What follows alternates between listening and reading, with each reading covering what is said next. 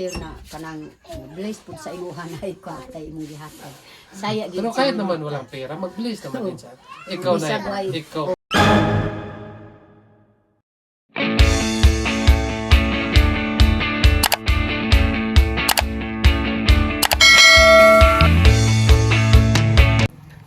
So, andito naman po tayo ngayon sa bahay nila Mylene, mga kababayan.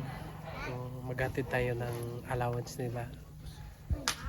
Galing po ito kay Manny Awards. Maraming salamat po sa iyo, tita, sa walang sawang pagpadala ninyo dito sa pamilya ni Mylene. So, nagkita kami ni Sir Paul. So, inabot itong pera para sa kanila. Sabi niya sa akin nga, ikaw na ang magbigay doon. So, dito na tayo mga kababayan sa kanyang bahay.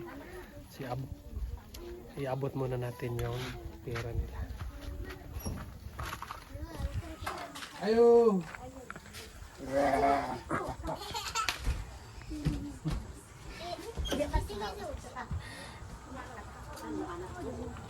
Oy, Nay! Bakit nandito ka? Direct ko kay kanang kuan sir. Magpaabot ko sa inyo sir. Ano? Hindi ko maintindihan. Nagpaabot ko sa imuha dire sa balay ni Paki-Tagalog ha? Hindi ko maintindihan. Nay! Tagalogin mo, bakit nandito ka? Hindi pa tang. Nalingawan mo na. Hindi pa makasagot si nanay, mga kababayan. Pero sige lang. Turuan namin si nanay mag-Tagalog. No? So, pag may time ka is turuan mo din si nanay mag-Tagalog. No? I-content mo natin si nanay mag-Tagalog. At kumusta na? Kumusta na yung buhay? Sigurado ito ay makaintindi na ito ng Tagalog. So hindi muna tayo magbisaya ngayon. Tagalog muna tayo. Bakit ka mo? Makaintindi na kasi galing na ng Manila. Galing na yan sa Manila eh. Ilang araw na doon sa Manila. Nay, ilang araw kayo doon sa Manila? Hindi. Ilang araw tayo doon sa Manila. Bakit palakpak na yun? palakpak ko at pinagid ang Pasko. Ilang araw kayo doon sa Manila? Di ba napunta tayo sa Manila? Ilang araw tayo doon? Mga 3 araw? Ilang kuan araw? upat. 4 na araw. Imposible. No? Imposible. Imposible. Wala kang nalalaman kahit isang Tagalog. No? Kirega. Pwede paano mo dito sa ating video kung ano yung nalalaman mga Tagalog. Kasi 4 na araw tayo doon. Diba? Ano yung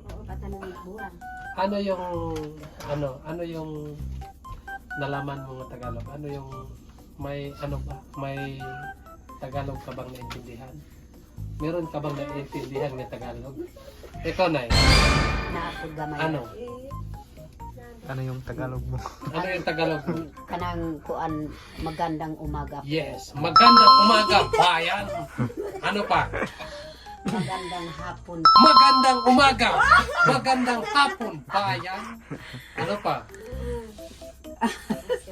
Dalawa na ha. Ikaw na ngayon susunod. Ano pa? Magandang umaga, magandang hapon. Unsa pa? Kuan. Magandang udto. Magandang udto. Video. Nakatama yung kahalati pero yung kahati iba. Magandang tanghali. Magandang tanghali. Ano sa Tagalog yung guwapa kayo ka? Ano yun sa Tagalog? Ang Tagalog sa guwapa. Kanang maganda. Maganda ka talaga. Kanang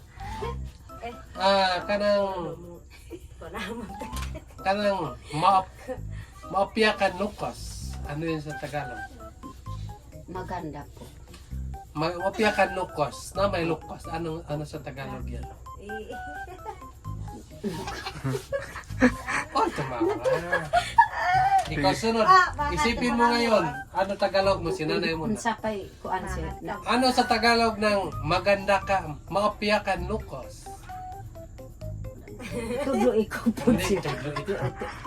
Tinatanong nga kita, paturo ka sa akin. Mopia kan lukos, ano yan sa Tagalog? Ang babae, magandang babae. Kung lalaki? Magandang lalaki. Gandang lalaki. Wow! Magandang lalaki. Maganda kang, maganda. Tama ba ito? Magandang lalaki. Tama po. Hindi naman siguro. Maganda kang lalaki, maganda kang babae. Parang hindi na yun. Ano ito? Tama eh. Pwede na yan. Pwede na. Pwede na. Dito tayo sa kabila. Hindi. Dapat meron tayong matutunan. Sa bawat mga kilos natin, bawat mga ano natin, kailangan nga meron tayong matutunan. Alam mo, biruin mo yung 4 ng araw tayo doon sa Manila. 4 nga gabi tayo doon. Imposible naman po. Mayroong natutunan si nanay doon na magsulat. Opo, si nanay may natutunan na magsulat. Nagpunta lang siya doon sa Manila. Diba? May natutunan na, no? No. Sabi ni nanay sa akin, pag ulit namin, di ba pag ulit namin, sabi ni nanay nga, dong, dito, hindi na ako marunong mag-Bisaya. Sabi niya sa akin, bakit? Sabi ko nanay, ambot nga nung ani. Hindi na siya marunong. Ano ang natutunan mo sa Tagalog? Ano sa may naibalaan mo? Ano sa man sa Tagalog ang mapian masolaw?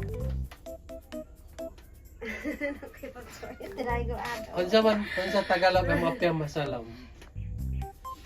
Ano sa ganito na ang mapian masolaw? Magandang umaga. Magandang umaga po. Unsa to? Magandang hapon. Hindi, magandang hapon. Umaga pa. Kurang gato. Magandang umaga. Unsa man sa Tagalog ng guwapa kayo ka ba? Di ba? Guwapa kayo ka ba? Di ba? Sa Bisaya na, guwapa kayo ka day. Ano mo na sa Bisaya? Guwapa kayo ka na na Lorna. Unsa man sa Tagalog? Maganda. Maganda. Ang ganda mo talaga, day. Ganun ba? Maganda.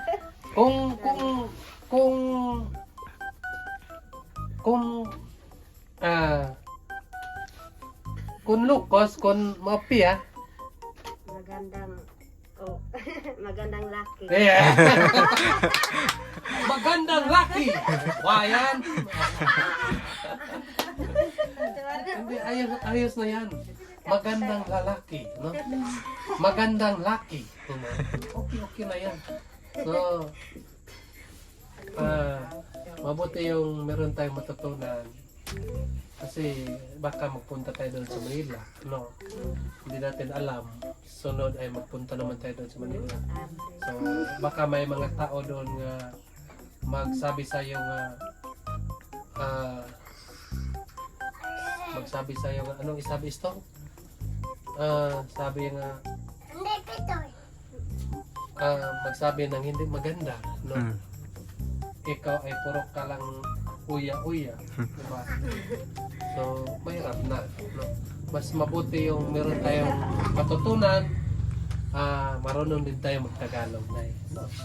So, dapat ngayong pasukan natin yung linggo ay kailangan Tagalog na ta. Yung ating maestra natin, teacher natin magtagalog, no? At ang speaker magtagalog. Hindi man tayo magwali doon. Bakit may speaker na? Speaking. Speaking pala. By English na. English na nanay. Muntik na katama. Speaking pala. Sabi mo speaker. Nalismat. Nalismat si nanay. So, ang gagawin natin ngayong linggo ay bawal mag-linumat. Ha? Kung hindi kayo makaintindi, kailangan nga Tagalog lang tayo. Sabi ng teacher natin,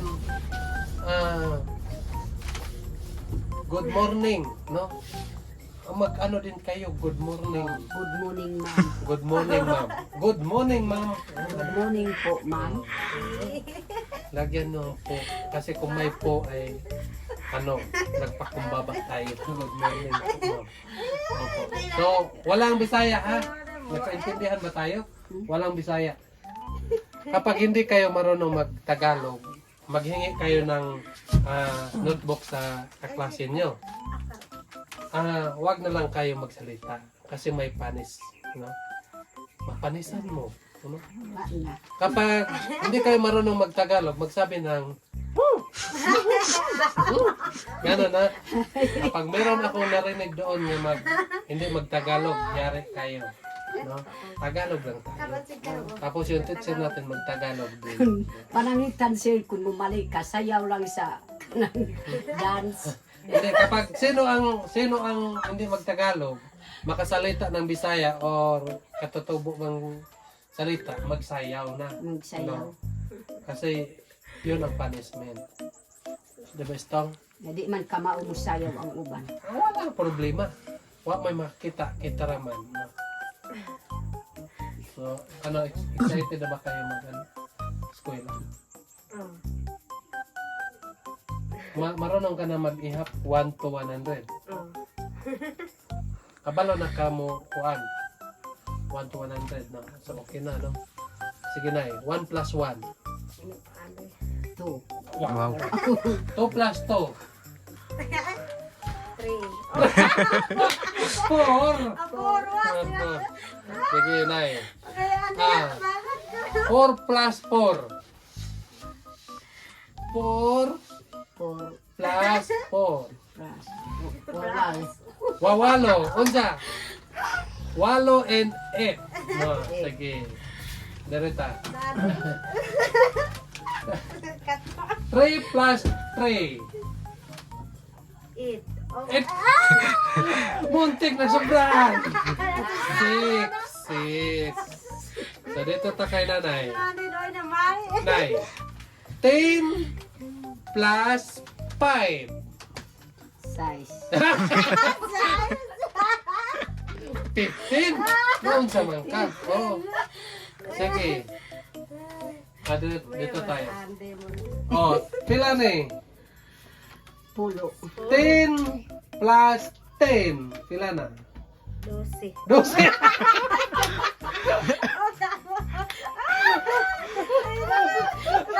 Dito tayo.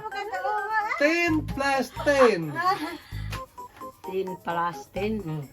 15. 15. Mali na naman. Mga puros bubo ba? Wata pag ani nag-agi-agi ka na po na. Pag ani ka maupod si Aldoy kayo. Wa sukat po ng kuan ka sa plus. So kailangan talaga Basa. magbasa, kailangan Sulat. sulat at kailangan talaga mag-aral tayo. So para matuto tayo, no?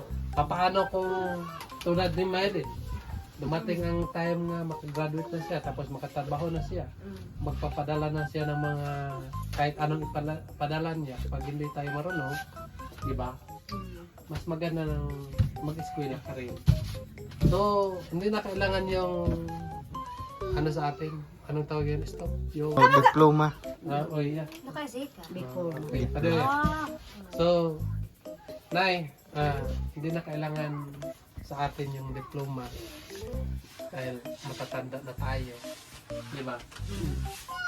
At ang importante na lang sa atin ay matuto tayo. Di ba? Yung diploma natin ay bigyan na natin sa ating mga anak. Sila na lang bahala. Siya na lang salo. Sabihan na natin yung mga anak na maningkamot mo, no? Kay kining among pag-eskwela ka ng para makabalo lang para dili malimbungan. So lisod kayo kung wala tayo grado na yun. Makabalo. So, maningkamot lang ta, na makabalo ta, makasabot tag Tagalog. So, makabalo ta mo ihap sa atong kwarta para dili ka matikasan, no? po ang panahon nga kuan, maabutan tag mga isa ka tuig kung okay na. So pwede na ka mag-art. Para Domingo. Pareha ninyo pwede na ta mo kuan to na tag kuan arts kay hindi na ta mauwaw kay kabalo naman ta sulat. Karon kay mauwaw man ta madto dito na kay di man ta kabalo mo. Doon na bulak mo di. Kay kabala ka kay wala tay blackboard nga may record ni stroke. Diyan na pasel. So, meron lang akong iabot sa iyo na pera. Ito ay galing sa sponsor niyo. Magpapasalamat lang po ako sa sponsor nila, nanay, kay Tita Malia Wood. Maraming salamat po sa iyo, Tita, sa iyong kabutihan sa pamilya ni Maylin. No? So, buwan-buwan ka nagbigay dito sa kanila. At alam ko po mga kababayan nga, kailangan talaga nila ang pera dahil yung anak buhay ng papa ni Maylin ay magkornal lang po araw-araw. So itong binibigay ni ma'am nga pera sa kanila ay malaking tulong na ito sa kanila mga kababayan. So maraming salamat po. So una pa man mga kababayan, una pa man. So ito na yung pera niyo.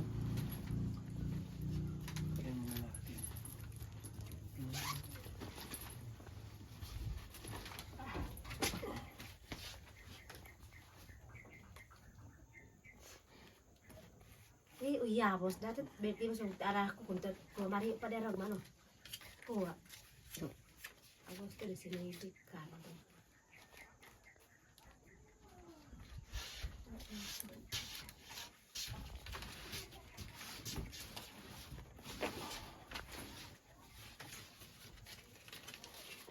Adi.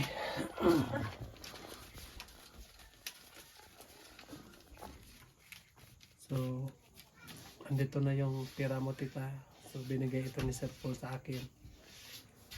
At maraming salamat po sa pagmalak. Maraming salamat po sa pagmalasakit mo sa pamilya ni Maylin. So, sana po ay gamitin niyo ito sa tama. Para po kuan bugas. Bili mo ng bigas. Bugas o mga isda.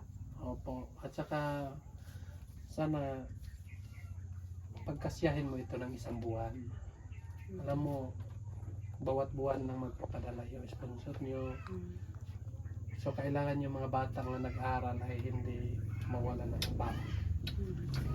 Para ito sa kanila, dahil po ay nandyan ka, ikaw na maghawak nitong pera para maayos yung hawak, no? At hindi pwede ito ibili ng mga kahit ano, yung walang kwenta, no? Tulad ng pangbili ng alak, hindi ito pwede pangbili ng alak, no? So ibili ninyo ito ng pagkain ng mga bata na magpunta ng eskwelahan. Kasi ito yung ano alam nyo yung sponsor natin, nagpakahirap sila doon sa ibang bansa para makapadala lang ng tulong dito sa atin. So sana naman po ay huwag natin sayangin, hindi natin sasayangin yung pinapadala ng sponsor sa inyo.